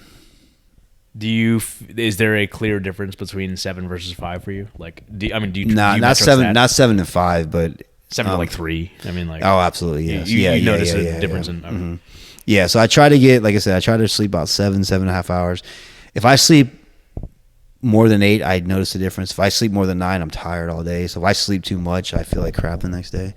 So, like, I'll just be drowsy all day if I sleep. Right. If I sleep, I think that happens with everybody. Everybody kind of jokes about that, but like I think, but my limit is usually right around 7. You know, like I said, I went to bed at 1 o'clock last night. I was, 7:30. I was up today, so that's works for me. You know, like it's one of those things I monitored back in the day. And when you sleep, would you say that it's quality hours? oh, yeah, I'm knocked out. Okay, that's good because I know a lot of people. Yeah, you could be fucking teabagging me and I wouldn't know. Like I just no. I know I'm out. Like I wake up and Zeke's paws on my face and I okay, because a lot of people. That's something I've heard is unfortunately becoming more and more common. People having issues with sleep where they don't. The quality of sleep is not there. No, I'm pretty lucky there too because I don't have to do the. I mean, I fall You don't asleep. have the machine there. No, I have fucking TV on. I go to bed with I turn something on to go to bed, and I get through 5 minutes of it. I'm sleeping and I wake up and in the morning, so I got a Hulu thing on. So it's all that blue light, man. Yeah, I guess it's putting me to sleep. I guess you know. I guess for you, it's like yeah. Well, no, because I've read that you need to get better quality sleep, and you got to make sure there's no blue light, and you got to turn it off an hour before bed, and you got to do that. And I generally probably something to that. No, and I agree with that. I don't do it. I agree. There's probably some truth to that for a lot of people. Like if you don't sleep very well, or if you're a light sleeper, if you get up 3 times a night and use the restroom, or you might want to get into a deeper sleep. But I literally before I get to bed, I turn my iPad on and I put fucking one of the Jason Bourne movies on, and I'm out before or Rambo. All right, I gotta go. What? Yeah, I gotta roll, man. I gotta pick up food in 10 minutes. Oh, this is the best part because I was going to ask him what were Paul's earliest memories of Chris Vu. Oh my god! Okay, now you can go. The food will stay warm. So, like what was a white belt Chris Vu? Well, actually, you weren't a white belt when you met Paul, were you? Yeah, he's a chubby white belt. Okay, A chubby, I was a 220 white yeah. Okay, Borderline fat ass. No, I'm just- yeah, I'm kidding. So give I'm me. kidding. I mean, I don't know. I don't expect you to remember too much, but what were kind of your early memories of Chris on the mat? No, he's just nice guy, chubby white belt and stuff. Like felt like he wanted to learn. But yeah, it was good. Was he a schizo? No, not. I don't. That's. I could not imagine he was a schizo white belt. You know who else I remember as a white belt? Jim Maylers. Do you really? Yeah, I remember. Well, he started in kickboxing first, right? Like that's I remember Jim. Yeah. So. That dude still doesn't. I mean, he still doesn't know how to go. Even then, he was. Oh god, like. Yeah, I do remember Jim being like that. He still hasn't gotten better about not smashing everybody. And so you signed up for that belt checker. Yeah. And I was looking, and you were. What was the longest? You were like a blue belt for forever. I was a blue belt for like 5.5 years. 5.5 years. I would have to go look, but it was a very, very long time. And were you promoted under Paul at that time? So because I want to know what held him back. I want. No. Jose gave me my purple belt, so like I got my blue belt technically under Marcio Simas. Paul went to go do Knockout Fitness. I was still a blue belt in them. I actually stopped training, and then when me and a couple guys switched back over to ATT Orlando when it started. Paul gave him when Bobby left. That's when Bobby left. Yeah, he took a couple guys with him, and I was one of them. He gave me my first stripe as a blue belt. So actually, that was my first promotion. I say that I got my blue belt really under Paul, but like I had trained under him, but he didn't promote me. Yeah. So what was the question? No, that was the thing. So, but trace the timeline now. So promotion wise, like Jose gave me my purple. Brown was kind of like like Liborio was there, you were there, like I was kind of like cross training here between here and Longwood. It was anyway, like a mixture of everything and stuff. Yeah. So like there's a long period of time where me and a couple other guys who actually just all got our black belts. We were all kind of like not independently training, but like kind of like self-teaching while training with each other sort of thing. Like it's hard to describe, but like between like purple through like late brown, like it was all sort of like and maybe that's the sort of like path that people tend to take anyway, is like that's the part of like the self-discovery maybe, where you really start to like learn to be a good student and like learn to learn. I mean, I don't know. Because there's a time where you were at Winter Springs, correct? Yeah. So the timeline wise, so Like when? not to get into the weeds, but like I was a blue belt training at ATT Orlando and Dean University. Longwood opened. I kind of went to Longwood because it was closer to work, and I was helping teach the kids class over there when they started that. The Winter Springs, I don't know when you opened Winter Springs. That was somewhere after Longwood. It's like 2009, maybe. Yeah, so like I'd always been this sort of like co-instructor. Like the capacity that I operate here has been the capacity at every gym that I've trained at, aside from Marcio's, right? Like I'm just like Captain Fill-In. Like I'm like it's a nickname that I came up for myself, but like you need me to fill in a class, I gotcha. Like I can teach well enough where some people will learn something, get a good workout, and they, then I'm not an asshole. And people aren't injured, right? Like that's like if as an instructor, if I can accomplish those three things when I leave a class, mission accomplished, right? Like learn a little something, have fun, get a good workout. That's all you, and don't get hurt. Exactly. So like, I was like co-teaching a lot of classes at Longwood and that sort of thing. And then when, Longwood extended to Winter Springs, whatever that was, that's when. Yeah, I think in 2010 we sold it. Yeah, that's when right. Like, and then Dylan was over there and that sort of thing. Sold it, yeah. And then they I was kind of fed up with my job at the time doing the beer thing, and I was like, you know what, like the cards just kind of seemed right, and I was a purple at the time, and they needed somebody to kind of like run things operationally and help teach. Joe and Joe at Longwood, yeah, like because like Joe was like running back and forth to teach classes and stuff, and I could teach Muay Thai because that's what he was teaching, and then John Sissio was an owner at the time, and he was teaching the Jiu-Jitsu and the sub-grappling there, and they're like, let's bring in Chris and try to help like run things operationally and like kind of help teach classes. So now, were you and Paul in touch through this whole period of time, or what? And how did you come back into the fold here? No. Well, I mean, we were never like out of touch, but it was just he was still. He was doing his thing. Oh, and I was going my through thing. all my own shit at the time, man. Yeah. And then like actually Jim Andrews reached out to me, and he was like, hey, it'd be great. It's been a long time since I've seen you. It'd be great if you came by, hit the mats. It'd be great to have you. And then I came, and I was like, oh man, like I kind of miss being a student again, because like having a certain responsibility as an instructor, like you don't really get to train yourself as much because you're worried about your students, right? I was like, man, like I kind of miss just being a student, kicking back and just learning. And so like it made sense at some point. Like I was just driving past Orlando to go. I was splitting my time training 2 days a week at Longwood, 2 days a week here, basically. And then over time, I was like, man, like I'll just. It makes more logistical sense for me to just train here, and then so I started training here again and helping teach classes, and welcome Captain Fill-In again. So that's where that happened. And you were when you were training twice a week here and twice a week in Longwood, what belt rank were you? I think it was like a 3-stripe purple belt or something. Yeah, so like I was a high level purple belt at that point. And who promoted you to brown, and where was that?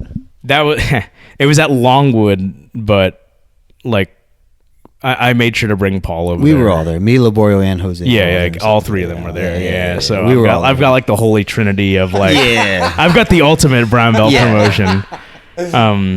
Because like like Liborio's Paul's he ordered but like literally like I was training 2 days a week under Paul, 2 days a week under Jose. Like so. What's forgive me because I don't know what's Jose's connection? Is he under Liborio? Is he under someone else? Like what's the connection there, or is it just ATT? Jose is a black belt under Liborio, but spent quite a bit of time. He was a part of one of your original fight team guys. Like he did 99.9%, like everyone with me. And yeah, exactly. Like he's I mean, you gave him his brown belt. I gave him all his belts. Yeah, so he's like all these guys were 99%. They took 99.9% of their classes and technique. With he was me. he was a bricklayer fighting in the the scrapyard and play. He got it. Yeah. Now, is that because you weren't a third degree or second degree black belt, so you couldn't actually, like, by definition, promote them to black belt, or was there more at play there? It was a little bit of it. It was a little bit of that, a little bit of falling out, a little bit of it. We were doing our own thing and stuff like that. You know, a little bit of it is like stuff like that. So, not with Jose. I mean, a little bit with definitely not with Jose. definitely not with Jose. You know, like that. So he's just kind of caught in the everything yeah. in the politics. But with Jose's boss a little bit with Joe. Me and Joe had a little bit of falling out. I mean, we're fine now, and stuff like that. You know, and stuff like that. Me, Joe, and Jason. We all because we all were partners. We were all under the same umbrella, and we all split up and stuff like that. So, that's the way it goes sometimes, stuff like that. So I mean, but everybody's in a good place now. Yeah. It's just it's all, you know, stuff like that, you know. But no, without a doubt, like, yeah, no, he fucking the motherfuckers don't let him for yeah. I have no problem saying that shit, you know. But that's Jose. Yeah. Did he got his black belt the same day? Yeah, because they went down to Coconut. That's right. Yeah. They went down there for that thing. Who got promoted with you for your black belt? Was it McCarthy? That's awesome. How just I know the story, but I don't know if everybody has heard this. But just real quick, Paul, just describe the final steps for you of what you needed to do to get your black belt under. All right, take it easy, Chris. All right, see you guys. Okay, what and we'll end on this, but I think this is a cool story. Just at the very end, the final steps for you to get your black belt under Liborio. What did he have you do? What was involved? Because he didn't just do it himself. He had you go to some other people. I mean, back then it was a little bit more. You know, like I said, they were trying to grow the jiu-jitsu program because MMA was ATT's thing, you know, and they wanted to make sure there was checks and balances. And at the time, in 2008. You know, I think me and Dean had opened up. We were the first two schools, and Jeff Munson actually went out to Seattle, and he opened up his school out there in 2006 as well. Like heavyweight, like short but heavyweight Jeff Munson, the tats and stuff. Yeah. So in 2006, if you look back in January 2006, there was only the headquarters. That was it. That was the only school that was open. And in that year, they started letting people branch out and open up their own schools. Before that, everyone had to be in Coconut Creek. There was no affiliates and stuff. And so in 2006, Dean opened up his school in Port St. Lucie. I opened up in Orlando, and I think we might have been the first ones actually.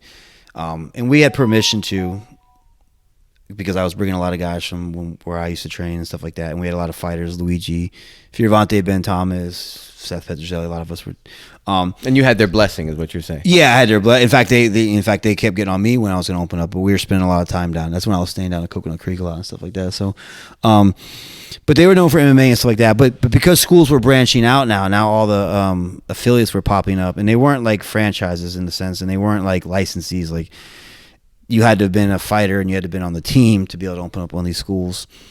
You couldn't just like, hey, I want to open up an AT school. How do I do it? So they were branching out. So there was a lot more. They wanted to make sure there was no selling belts, more checks and balances and stuff like that. So they tried to implement this program where if you get promoted, you had to train with other black belts that were on American Top Team. So, and I was one of those guys that went through this process and stuff. So, I mean, it was like a 6 month process. I was training. I had to go down there. I did a lot of. You had already opened the school up in Orlando. I had just opened. Yeah. So you had opened the school prior to receiving your black belt. Yes. Oh, okay. Yes. Yeah. And in fact, when I first opened up the school, I don't even know if we even did jiu-jitsu. Like when I opened up, it wasn't necessarily. It wasn't. And I don't. This is. I don't want. I know we're wrapping this up. I don't get on tangent here. But when I opened up, we could talk about this on another day. I wasn't looking to open up a business. We kind of got forced into it. I kind of got. We were in another place and I was training a lot of guys, and I kind of got forced into it. I at the same time, I was still training. I was still fighting. I just signed with Pride, and the last thing you want to do is open up a school when you're in the middle of your fight career. That's why when guys come up to me and like want to open up a school, I'm like, well, you're done fighting. Yeah, you said that last. You don't want to fight. Yeah, you don't want to fight. Like, and I didn't want to fight. Like, it wasn't like I wanted to get out of it, but I was kind of forced into it. And I had all these guys leave the place we were at with me. So I felt I had to take care of them. I felt obligated, and we couldn't all just go to Coconut Creek. I mean, I was fortunate enough to be able to go down there and stay down there, and so was Ben and some of us. But I couldn't bring everyone that left and stuff like that. They weren't allowed. Like, no one could just move or get. Dan Lambert was going to pay for everyone to stay in a hotel down there and stuff like that. So, so I felt obligated, and it was. I mean, I was going to do it anyways, but just not at that time. I was going to do it when I was done fighting. Like, I kind of got forced into it. So So yeah, we opened up the school, and then so yeah, I was as a brown belt, I opened up the school. So, but yeah, so to get a black belt, we just had to train with all the other. They wanted to make sure there was checks and balances. So if any black belt with ADT was giving out a black belt, they had to get what's the word I'm looking for? Approval, not permission. Approval. Just like, yeah, okay, this guy, like, make sure like no one is selling a black belt, you know. So like, yeah, like I said, and the program. And they even thought Liborio would be. Yeah, well, they just wanted everyone to do it. Like, Gotcha. so, and they were like, hey, Paul, when you're a black belt and you want to give out a black belt, we want to make sure that you're not just selling black belts. So we want to make sure that you know, we want your guys to come train with. Like, we want other people to approve of it and stuff. And that was kind of the mentality, and that was kind of the system they were trying to develop. At least when it was back then and stuff like that. So I would go down there a lot, and I would do. I was training with a lot of other black belts and stuff, and stuff like that. And now, when you say train with other black belts, did that just mean like you would roll with them, like they would be around, or did you actually have to go to their schools? Yeah, I would go to their schools. I would do private lessons with them. I did a lot with Paul Pena. He was actually the main guy down there and stuff. And I would do some private lessons with him afterwards, and he would test my knowledge, and he would give me knowledge and stuff like that, and just making sure I was on that level. And like I said, it was a long process, so it wasn't just like. And then in the end, I actually even, you know, did this long 4-hour test that I didn't have to do it, but it was something that I wanted to do. It actually helped me. Because like I said, if I was going to do this for everyone else, I wanted to see what it felt like and do it, you know? So it literally was about 4.5 hours, and you know, and I prepped for it forever. And it was a cool experience for sure, you know? And obviously my promotion day was one of the biggest ones you'll ever see when I got promoted, because Liborio got promoted on the same day. So, but yeah, it was a cool process of what they were trying to do, you know. And like I said, but just as the art got bigger, the schools got bigger, more people, it kind of fell all apart and stuff like that, you know. So, now you just have to make sure that you're keeping integrity within your schools yourself, you know, and stuff like that. So if I ever do my own thing, maybe that's something I might do, you know. I might want to, but. Of course, if it got too big, maybe I wouldn't care, you know. Who administered the black belt test? Like the last one you just mentioned, where you did a 4-hour test. Who administered that? I mean, the main guy was Liborio, but Liborio. but there was 3 other black belts like there and stuff like that. It's almost like a thesis defense, like a master's defense or a PhD basically, defense. Yeah. So, you know, and I just remember I probably did like 100 sweeps, and they weren't calling any names out. You just had to demonstrate and show your knowledge and stuff, and it was a cool experience, you know. I definitely was prepared for it. Jason Patino was my partner. We went down there, and that's awesome. Yeah, he was like he was my dude, like he was my main instructor when, you know, he was, you know, at the time. So like me and him drilled for it, and like we went down there, and I, you know, did it all fucking day, and you know, it was a you guys do a blue belt test and it's fucking an hour, you know. Can you imagine doing one 10 times longer than that with a guy who's been training forever and more prepared, and it still takes forever, you know, like, so.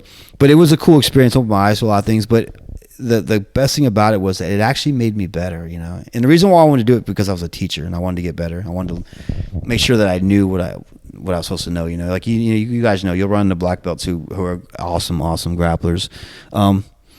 Really, really good at what they do. Not really the best at teaching. Not really the best at, you know, knowing a lot of stuff. You know, just really, really fucking awesome at what they do. So It doesn't make them any less of a black belt. But as a teacher, you need to be a little bit more.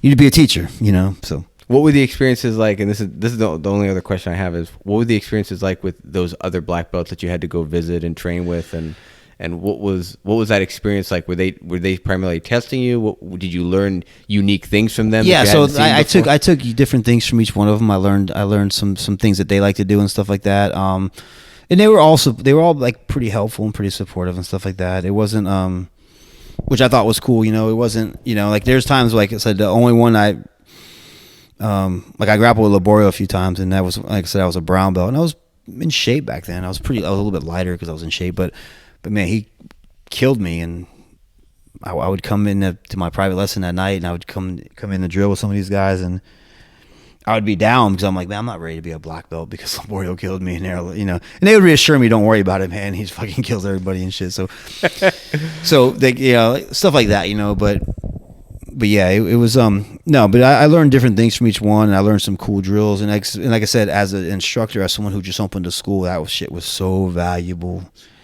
That was very valuable, because it's not enough just to, you know, be able to, you know, grapple and beat people. You need to be able to teach. You need to have a lot of knowledge to be able to teach. So it was actually an invaluable experience. I'm grateful that I actually went through it. What was it like? What's it like grappling with Ricardo Liborio? Like, what's? I mean, at least when I did it, he like back then it was like I said, this was fucking 13 years ago. So I mean he was already past his prime, but I mean way more now. But so the biggest thing is I tell people when I grapple with them, because I was training with I got to train with Marcelo Garcia a lot because he was there a lot there. There was fucking so many black belts down there at the time. And the biggest thing with Liborio was that, at least when I started in jiu-jitsu, and this is when I was wearing a gi with him, because a lot of the other guys I did no gi and did MMA and stuff, but with him I only did the gi. And I just remember I would start in his guard and he would scissor sweep me and cross choke me. This is like, and if you're a brown belt trying to get a black belt and someone scissor sweeps you and cross chokes you, it's like the day one they're beating you. Well, no, so you're gonna second guess your shit there. You're like, damn. That's why I would come in at night and be like, man, I don't fucking, maybe I'm not a black belt. Maybe I'm just really good at beating up purple and brown belts and shit. I don't know, stuff like that. So and then so he would do that, and then I would reset and I'd start back in his guard again, and he'd fucking scissor sweep me again, and then I tried to turn over and just give my back up, and his hips were so heavy I couldn't turn over, and he cross choked me again, and then it was stuff like that. So it just made an imprint on my head about, man, this is like, that's how good I want to be one day, where I can just take someone who's been training a long time and someone who's and hit them with basic techniques and submit them. It's like, it's cool to know stuff that people don't know, and it's cool to hit people with slick stuff and stuff like that. But if you're in someone's guard and you scissor sweep them and cross choke them or scissor sweep and arm bar them, like, that just shows a dominance that of jiu-jitsu. And that I haven't really watched too many of his matches, certainly not in the gi. It's like you see more of what he's done in no gi. I don't think that's what he's known for per se. No, I mean, he's more of a top guy. Yeah, he's a little more top guy, but he's just, at the time, like I said, at the time he was heavy too. I mean, he was. I'm not saying it wouldn't have been any different if he was lighter, but just and I'm sure he was making a point, because he was just like, all right, I'm sure he's like, let me, like. I'm sure he was making a point too. I mean, he got the point across, but yeah, that's. So that's what stuck with you. That's what stuck with me. So now when I go with other black belts and other brown belts, I don't try to do anything fancy. I just, like, I'm gonna smash you and mount you, and I want to hit you with a basic submission. I don't want to do any fancy shit on you. I don't want to neck crank you. I don't want to, I don't want to heal. I just, I want to hit you with this basic day one shit, Yeah. Because that shows. I remember you, like, Chris is not here. Yeah, I remember, like, I try to cross choke Chris every single day. I mount him every day. I get close, but he's like, you ain't cross choking me. I'm like, all right, bitch. Like, I'm trying, man. Like that's literally like some. Wasn't you said there are a lot of good black belts down there at the time in South Florida where you were down there at ATT. Wasn't Popovich also down there? Wasn't he one of the guys? He had already left and opened. He had already left. Okay. So at this time, I had trained him a few times. Like, he hadn't left the team yet, but he, by the time I got my black belt, because I joined the team a few years earlier, by the time I got my black belt, he stopped. He took 4 MMA fights. He won all 4 of them. He made so much money doing jiu-jitsu and grappling. And being a teacher. Yeah. His school was successful, and he made a lot of money grappling in Abu Dhabi. So he just didn't need to fight and didn't need anything. So he just kind of concentrated on his own school. So you would cross paths with him earlier in your career when you were going down there to train, but just not when you got I your trained black him belt. a few times and stuff before. But then when I got close to my black belt, he hadn't been around in a long time, So Were there any, like, is it true that there are guys that you've grappled, and it doesn't even have to be there, that the names that people don't know, not the Marcelos or the Popovich or Liborios, that were really good that nobody really knows of? Yeah, there was a few guys that just some random black belts that never competed, and they were just fucking. Yeah, and I think you'll find that in any of the really big schools. You'll run into some guys that just never competed, and you don't know who they are, and they just like will come out and been training for 20 years. Been training since jiu-jitsu since they were 5 years old. And this was like 2007. I started working on this. I got my black belt 2008, somewhere around there, and so I mean, these guys, like, there'd be some guys that have been training jiu-jitsu since they're like 5. They don't fight, they don't compete. Yeah. They just train jiu-jitsu, and But doesn't make them any less. Oh yeah, it doesn't make fearsome on the mat. yeah. Like, and I don't know. I'm not saying they go out and compete well. They may not be very good. I mean, what I'm saying, competing's a different beast. But on the mats, they would just be like, Jesus Christ, Yeah. There's a guy down there, and his name was Daniel Valverde. I mean, this guy would tap me. He would like armbar you from this guard. You know, I'm like, what the fuck? You know, like that's even more impressive than the mount cross choking you from the mount. Like, you know, he's actually the head instructor now at MMA Masters, and he's developed a lot of good fighters. You know, he opened up his own place, but he was crazy, and so. But yeah, you'd run in all kinds of weird guys like that, you know. And I don't know if he ever had a few. He might have had a few fights, but good jiu-jitsu though, you know, like long and you know. So, well, dude, I'm hoping next week I doubt it's doubtful, but I hope next week we actually have a class instead of recording a podcast. You know, yeah, well, got my fingers crossed here for this. Yeah, it'll probably be at least 2 weeks. Next week will be the 25th. Maybe the second. Maybe the governor will open back up on the second. So we'll see. They opened up the beaches, or they're starting to open the beaches back up. So, well, yeah, I know. It'll be interesting. Anyway, Paul, thanks. Appreciate it. All right, man. I'll see you guys.